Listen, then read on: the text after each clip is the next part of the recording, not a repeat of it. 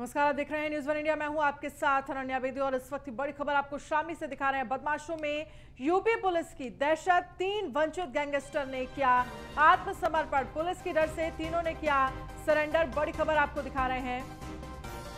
तो बदमाशों में पुलिस का खौफ नजर आ रहा है। 3 वांछित गैंगस्टर ने आत्मसमर्पण किया है।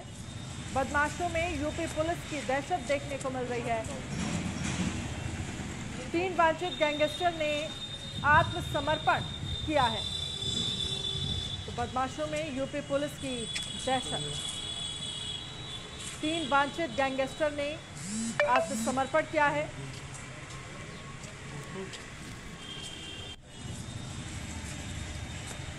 तीन वांछित गैंगस्टर ने किया आत्मसमर्पण। बड़ी खबर आपको दिखा रहे हैं, जहां पर बदमाशों में यूपी पुलिस की दहशत देखने को मिल रही है।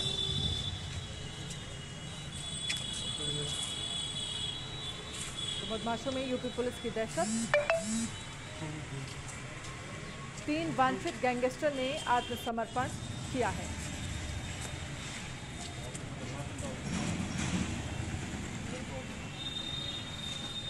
बड़ी खबर आपको दिखा रहे हैं, जहां पर 3 वांछित गैंगस्टर ने आत्मसमर्पण किया है। एसके वाजपेयी हमारे साथ फोन लाइन पर ज्यादा जानकारी के लिए जुड़ गए हैं। एसके वाजपेयी, ये साफ तौर पर समझा जा सकता है, क्योंकि जिस तरह से 3 वांछित गैंगस्टर ने आत्मसमर्पण किया है, बदमाशों में पुलिस की दहशत नजर आ रही है।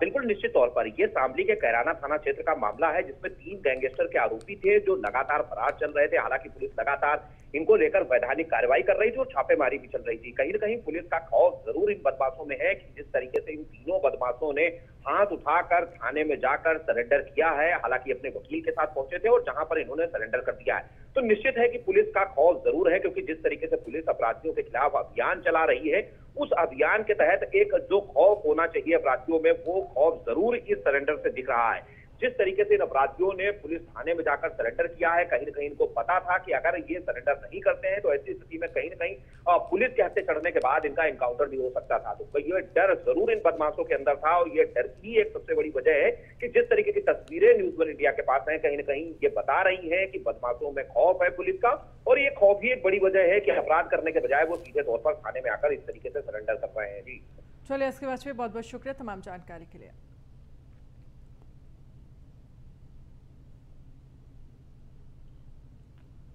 टोक्यो ओलंपिक में भारत को मिला पहला मेडल। वेट लिफ्टिंग में मीराबाई चानू ने जीता है सिल्वर मेडल। मीराबाई चानू ने 49 किलो वर्ग में सिल्वर मेडल जीता है। मीराबाई चानू ने ओलंपिक खेलों की भारोत्तोलन स्पर्धा में पदक का भारत का 21 साल का इंतजार खत्म किया है और 49 किलोग्राम स्पर्धा में रजत पदक जीतकर टोक्यो ओलंपिक में देश का खाता खोल दिया है। चानू ने क्लीन और जर्क में 115 किलोग्राम और स्नैच में 87 किलोग्राम से कुल 202 किलोग्राम वजन उठाकर रजत पदक अपने नाम किया है।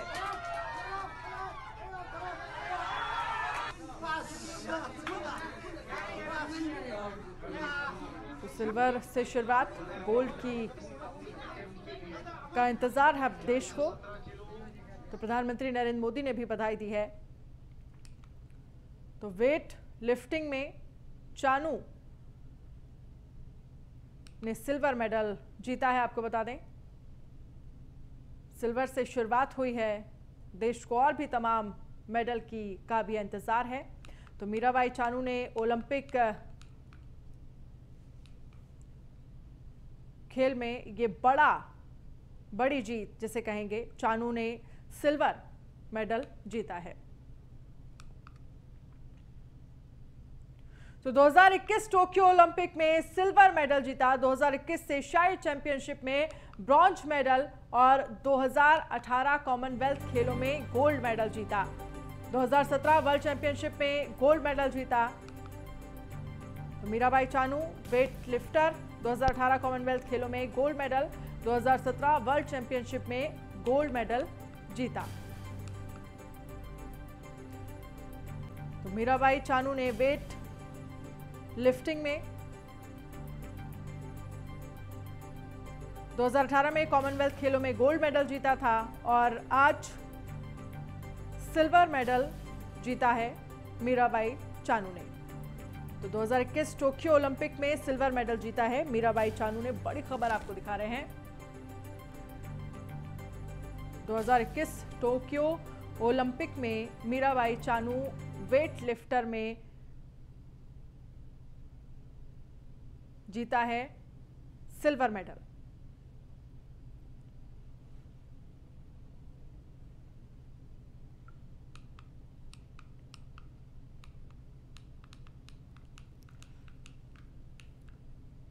तो ये बड़ी जीत जिस तरह से देखा जाए मीराबाई चानू की, सिल्वर मेडल जीता है टोक्यो ओलंपिक में। और भी तमाम मेडल्स के अभी देश को इंतजार है।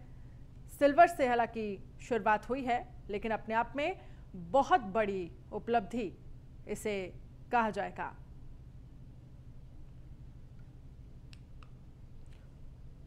तो ये बड़ी उपलब्धि 2017 वर्ल्ड चैंपियनशिप में गोल्ड मेडल जीता था मीराबाई चानू ने। 2018 कॉमनवेल्थ खेलों में गोल्ड मेडल और इसके साथ ही 2021 एशियाई चैंपियनशिप में ब्रॉन्ज मेडल और 2021 टोक्यो ओलंपिक में सिल्वर मेडल आज मीराबाई चानू ने जीता है।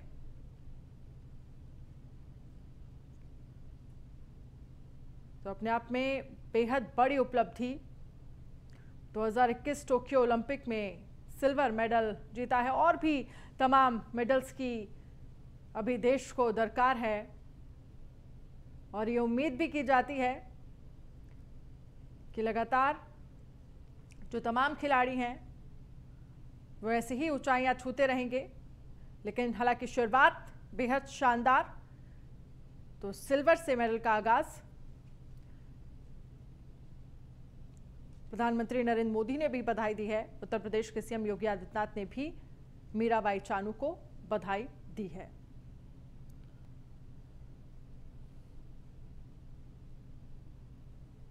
अब देखिए किस तरह से परिजनों में खुशी की लहर है। तो शुरुआत बेहद शानदार हुई है।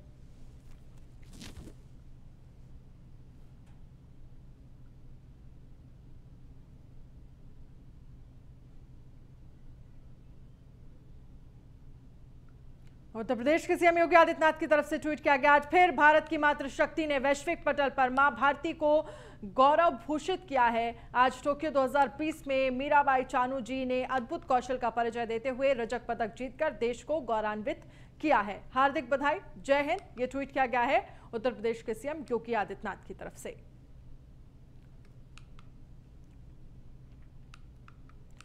और वहीं पीएम मोदी ने भी ट्वीट किया है मीराबाई चानू का शानदार प्रदर्शन। पीएम मोदी की तरफ से ट्वीट किया गया, रजत पदक जीतने के लिए उन्हें बधाई। ये पीएम ने ट्वीट किया, उनकी सफलता हर भारतीय को प्रेरित करती है। तो प्रधानमंत्री नरेंद्र मोदी ने भी ट्वीट करके बधाई दी और इसके साथ ही उत्तर प्रदेश के सीएम योगी आदित्यनाथ ने भी ट्वीट करके बधाई दी है।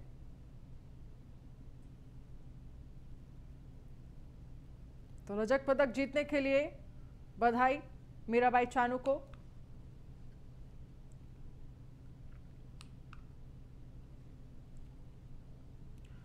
और न्यूज़ वन इंडिया पर हरीश रावत एक्सक्लूसिव। उत्तराखंड के पूर्व मुख्यमंत्री हैं हरीश रावत। हरीश बने हैं कांग्रेस चुनाव प्रचार समिति के अध्यक्ष। आलाकमान जो तय किया उसके लिए बधाई। जिस तरह से देखा जाए उत्तराखंड में कांग्रेस मजबूती से लड़ेगी चुनाव, सब मिलकर बीजेपी को विधानसभा चुनाव हराएंगे। सीएम का चेहरा कौन होगा, पार्टी नेतृत्व इसका जवाब देगा। उत्तराखंड के पूर्व मुख्यमंत्री हरीश रावत जी इस वक्त हमारे साथ मौजूद हैं। सर, नया संगठन गठित हो चुका है, नए प्रदेश अध्यक्ष आ गए हैं, आपको इलेक्शन कैंपेन कमेटी का अध्यक्ष बना दिया गया है। क्या लगता है अब उत्तराखंड में किस स्ट्रेटजी के साथ कांग्रेस आगे बढ़ेगी? मैं टीम गणेश गोदियाल जी को बहुत बहुत बधाई देना चाहता हूं। और देखिए, मेरा दायित्व कुछ भिन्न प्रकार का है और अध्यक्ष जी जिस तरीके से तय करेंगे उस दायित्व को और प्रभारी जिस तरीके से तय करेंगे उस तरीके से। सर, चेहरे को लेकर अभी भी कसमस बरकरार है, क्या आप उत्तराखंड के वो चेहरे होंगे? मैं हरीश रावत हूँ, क्या इतना काफ़ी नहीं होगा? सबसे बड़ी बात ये, पंजाब में आपने बड़ी ही स्मार्टली जो विवाद था, जो गतिरोध था, उसको तोड़ा है। उत्तराखंड में अब आपके नेतृत्व की, आपके उसकी जरूरत ये सब है। आपकी शुभकामनाओं से संभव हो पाया है। और पंजाब में पहले से ही कांग्रेस के लोग समझते थे हमको मिल के काम करना है, और मैं समझता हूँ कि मिल करके आगे भी काम तो क्या उत्तराखंड में चेहरे के साथ जाएंगे आप लोग या समेकित नेतृत्व के साथ जाएंगे? देखिए, जाना तो सबको साथ लेकर ही पड़ता है ना जी, बिना सबको साथ लिए कैसे चल सकते। Thank you so much. बिल्कुल, तो ये थे हरीश रावत जी, जिन्होंने साफ तौर पर कहा कि जो नेतृत्व ने तय किया है उसके मुताबिक पड़ेगी, जो पार्टी आगे चलेगी, और सबसे बड़ी बात यह है हम सबको साथ लेकर चलेंगे। वीडियो जर्नलिस्ट लोकेश के साथ ब्रजेश श्रीवास्तव, न्यूज 1 इंडिया, दिल्ली। और वहीं गणेश गोदियाल से भी न्यूज 1 इंडिया ने खास बातचीत की। उत्तराखंड कांग्रेस के नव नियुक्त अध्यक्ष हैं गणेश गोदियाल। पार्टी ने बड़ी जिम्मेदारी दी है, उसे निभाऊंगा, ये गणेश गोदियाल की तरफ से कहा गया। संगठन का नेतृत्व करने के लिए कुछ और साथी मिले। उत्तराखंड में पार्टी सामूहिक नेतृत्व से चुनाव लड़ेगी। हमारे पास चेहरों की कोई कमी नहीं है, ये गणेश गोदियाल की तरफ से कहा गया। उत्तराखंड कांग्रेस के नवनियुक्त प्रदेश अध्यक्ष गणेश गोदियाल साहब इस वक्त हमारे साथ बात करने के लिए मौजूद हैं। सर, पहले तो आपको बहुत बहुत बधाई, एक बड़ी जिम्मेदारी आपको मिली है। किस तरीके से मिशन 2022 को लेकर स्ट्रेटजी है? निश्चित रूप में पार्टी ने ये जो भरोसा किया है हम सब पर, और सभी को उनके अनुरूप जवाबदारियां दी हैं। सिर्फ मुझे ही नहीं, लेकिन सभी को, बहुत से लोगों को इस टीम में जवाबदारियां दी हैं। मैं उम्मीद करता हूं कि हम सब लोग संयुक्त रूप से प्रयास कर हमारे हाईकमान की इच्छाओं को और हमारे प्रदेश के सम्मानित जनता की इच्छाओं को पूरा करने का काम करेंगे। सबसे बड़ी बात यह है कि एक प्रयोग के तौर पर प्रदेश अध्यक्ष तो खैर अब बनाए गए, लेकिन 4 कार्यकारी प्रदेश अध्यक्ष बनाए गए।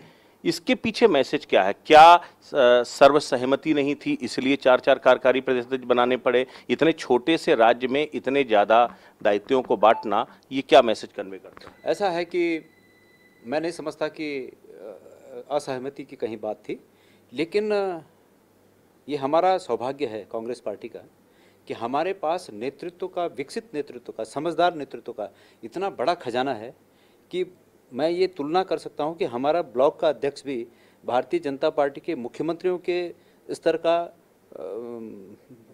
विचार, ज़्यादा अच्छा विचार रखते हैं राजनीति में। ऐसी अमूमन देखा गया मल्टी लीडरशिप में कहीं ना कहीं डिरेल भी होते हैं। मल्टी लीडरशिप सब अपने अपने तरीके से अगर चीजों को चलेंगे तो फिर एक गोल को पाना वो काफी मुश्किल हो जाता है। तो कैसे सामंजस्य बिठाएंगे सबके साथ? ऐसा है कि ये मेरी भी इच्छा थी कि ऐसी टीम बने, ये मेरी भी इच्छा थी और हाईकमान ने मेरी इच्छा को पूरा किया है। मैं धन्यवाद देना चाहता हूँ। अगर जो डिरेल की आपने बात की है, डिरेल हुआ तो ये मेरी नाकामी होगी। मैं आज अपने इस करियर की शुरुआत के दौर में ये बात कह रहा हूँ, ये मेरे पे डिपेंड करता है कि इसको ऑन ट्रैक, इस रेल को कैसे रखना है, ये मेरी जवाबदारी होगी। और मैं बहुत दृढ़ निश्चय के साथ इस बात को कह रहा हूँ कि मैं ये काम निश्चित रूप में कर पाऊंगा। एक बड़ा सवाल है कि बीजेपी ने तो पुष्कर धामी के रूप में अपना चेहरा पेश कर दिया है। आम आदमी पार्टी वहां पर अभी नई आकर के मतलब जद्दोजहद कर रही है, लेकिन उसने भी कर्नल कोटियाल के तौर पर जो है अपना चेहरा पेश कर दिया है। कांग्रेस की तरफ से चेहरा कौन होगा? देखिए, बात आप, मुझे लगता है कि आप जो बात पूछना चाह रहे हैं, निश्चित रूप में सभी के मन में ये बात होगी। कांग्रेस के नेता भी ये पूछ रहे हैं कि भाई किसकी लीडरशिप में हमें लड़ना है। लेकिन अध्यक्ष के रूप में मेरी प्राथमिकता पहले वहाँ पर भारतीय जनता पार्टी के शासन को हटाना पहली प्राथमिकता होगी। जनता के दरवाजे पर जाना पहली हमारी प्राथमिकता है।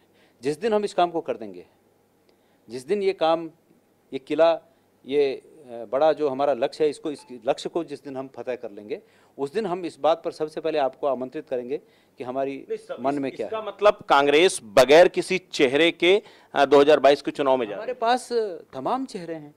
हमारे पास हरीश रावत जी चेहरा हैं, प्रीतम सिंह जी चेहरा हैं, किशोर उपाध्याय जी चेहरा हैं। और मैंने कहा ना कि किशोर उपाध्याय तो खासी दुखी भी है, नाराज भी हैं, क्योंकि उन्होंने काफी जद्दोजहद किया लेकिन उन्हें कोई पद या दायित्व नहीं मिला। नहीं, ऐसा नहीं है। हर एक मोर्चे पे जिसको ठीक समझा ऊपर हमारे हाईकमान ने वो सब किया है, और उनको भी जिस मोर्चे पे उनके लिए भी स्थान बन रहा है। ऐसा नहीं है कि उनको वो हमारे बहुत ही श्रेष्ठ नेता हैं, सीनियर नेता हैं। तो मेरी इच्छा है ये। बहुत बहुत शुक्रिया। तो बिल्कुल ये थे गणेश गोदियाल साहब, जिन्होंने साफ तौर पर कहा कि मुझे बतौर अध्यक्ष जो जिम्मेदारी मिली है, मैं पूरी टीम को लीड करूंगा और अगर इस पे नाकामयाब होता हूं तो जिम्मेदारी मेरी खुद की होगी। वीडियो जर्नलिस्ट लोकेश के साथ Brajesh Srivastava, news one India, Delhi. News one India पर बीजेपी के राष्ट्रीय महामंत्री अरुण सिंह का बड़ा बयान। योगी जी के नेतृत्व में हम पहले से ज्यादा सीटें लाएंगे। जाति से उठकर लोग बीजेपी को वोट देंगे। किसको मंत्री बनाना है ये सीएम को ही तय करना है। यूपी में योगी राज में भ्रष्टाचार खत्म हुआ है। चुनाव लड़ने का फैसला खुद योगी जी और शीर्ष नेतृत्व करेगा। तो योगी जी को मोदी जी का आशीर्वाद है। किसान आज बीजेपी के साथ हैं।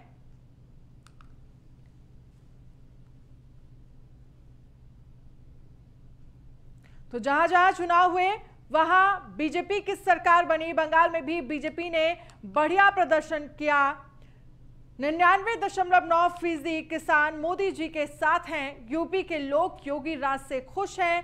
कांग्रेस पूरे देश में सिमटती जा रही है, पूरे देश से सिमटती जा रही है कांग्रेस। हमारे सहयोगी दल हमारे साथ हैं। बीजेपी का एजेंडा सबका साथ, सबको साथ जोड़ने वाला है। राम मंदिर चुनावी मुद्दा नहीं रहा है।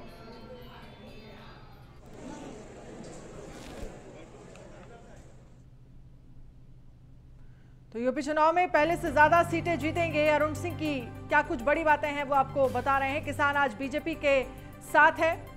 योगी की सरकार सबसे ईमानदार सरकार है। चुनाव लड़ने का फैसला योगी जी और शीर्ष नेतृत्व करेगा। यूपी के विकास से लोग खुश हैं।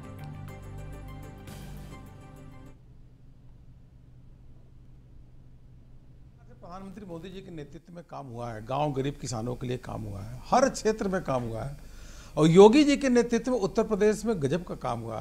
कानून व्यवस्था देखिए बिल्कुल दुरुस्त है। पहले जंगल राज होता था। उसी के साथ साथ किसानों का जो गन्ना का पेमेंट बाकी था उसका पेमेंट भी हुआ। और सड़क पूरे प्रदेश भर में सड़क भी बन रही है। गेहूं और धान की खरीदी भी अच्छी हुई है। पर हर क्षेत्र में योगी सरकार बहुत अच्छा काम कर रही है। प्रदेश की जनता ने देखा है कि समाजवादी पार्टी और बसपा के समय में किस प्रकार से जंगल राज था, किस प्रकार से कुव्यवस्था थी।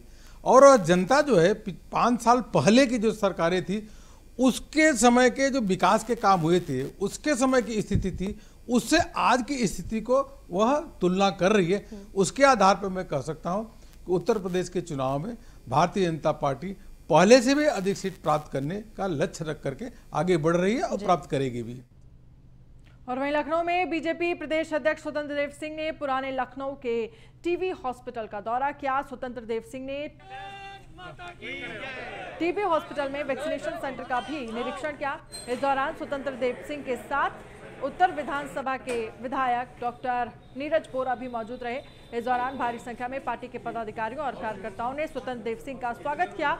गुरु पूर्णिमा के मौके पर स्वतंत्र देव सिंह ने लाजपत नगर के गुरुद्वारा और बड़ी काली जी मंदिर के दर्शन भी किए। सामने भैया सामने से बुलेटिन में फिलहाल इतना ही। आप बने रहिए न्यूज़ वन इंडिया के साथ। नमस्कार।